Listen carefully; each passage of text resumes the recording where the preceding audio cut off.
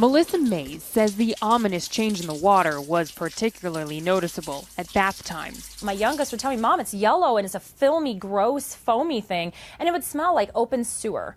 But we were being told we're still getting used to the new system. It's safe. It's okay. But it wasn't okay. Far from it. Flint's tap water was laced with dangerous levels of lead. The state knew about it and did nothing. The trouble began 2 years ago when the state decided to switch Flint from Detroit's drinking water to a new system. But the new system wouldn't be ready for 2 years. In the meantime, to save money, they switched to the Flint River water. 3, 2, 1. That first decision turned out to be a mistake, as did nearly every step the state took after it. Michigan's Department of Environmental Quality shoulders much of the blame, what a preliminary task force report calls an abysmal public response. At the time, the state agency told Flint it didn't have to add an anti-corrosive agent to the water, saying it was not necessary until 2 6-month monitoring periods had been conducted. In other words, they were willing to wait a year to see whether the water was safe. All the while, highly corrosive river water flowed through the city's lead pipes, leaching lead and other dangerous metals into the water supply, and what came out of the tap in many homes was toxic. Almost immediately, residents started complaining. Their water was brown. Some people developed rashes, became sick. Early tests revealed fecal coliform bacteria. So the city and state officials added chlorine to the water supply and told people to boil their water. Both mistakes which can actually increase the level of lead. I built this place with my tax money. At city meetings, residents were repeatedly told the water was safe.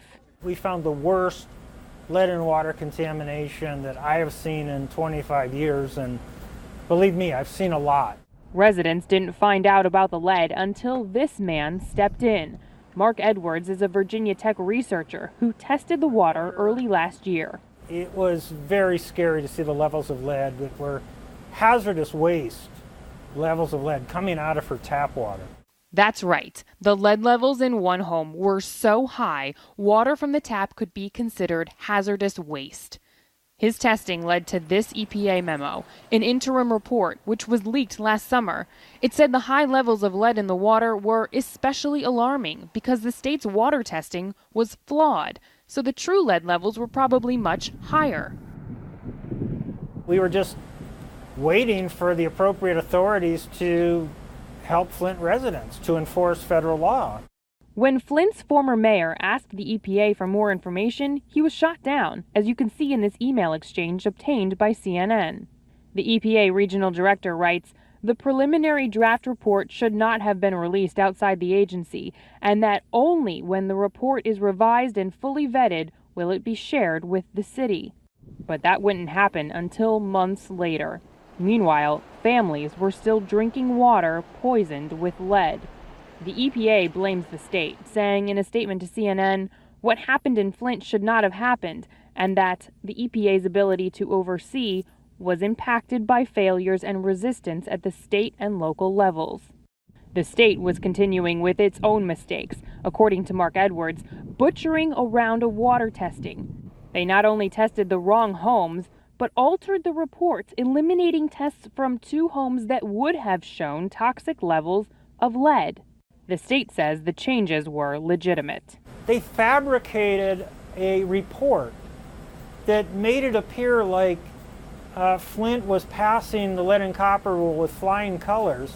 In the fall, the government admitted that there was lead in the water and Flint was switched back to Detroit's water supply. But it wasn't until earlier this month that the state of Michigan started bringing in bottled water and declared a state of emergency.